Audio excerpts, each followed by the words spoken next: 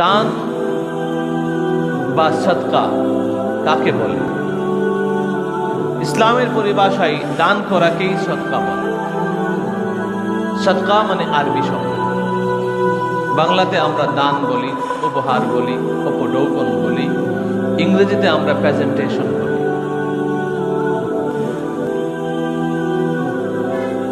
সদকা শব্দটি আসছে আরবি সিদকুন থেকে, অর্থ সত্যতা, যথার্থতা।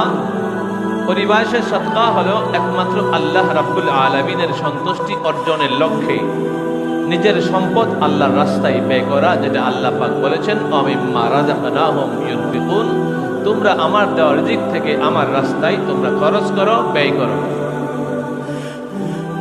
যিনি দান করেন, দানশীল ব্যক্তি অথবা দানদাতা, ইহকালীন এবং পরকালীন ফজিলত, সম্মান ও গৌরব বৃদ্ধি তার হয়ে যায় দান করার কারণে। সমাজের কোনো লোক যদি মনে করেন মসজিদে দান করে, মাদ্রাসায় দান করে, স্কুলে দান করে, রাস্তা বানাইয়া দেয়, গরিবদেরকে দান করে, এতিমদেরকে দান করে, ওই লোকটাকে সমাজের সকলে সম্মান করে।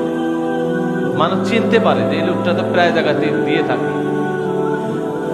তো যিনি দান করেন ইহকালেও সম্মান পান, পরকালেও ওনার সম্মান আছে, ফজিলত আছে, এবং তার গৌরব বৃদ্ধি হয়ে যায়, সম্মান বেড়ে যায় দান করার কারণে।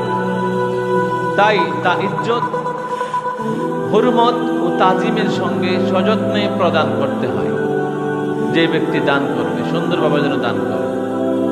দান সদকা খয়রাত সসম্মানে পবিত্র মনে যে পাবে, প্রাপকের হাতে পৌঁছে দিতে হয় সম্মানের সাথে।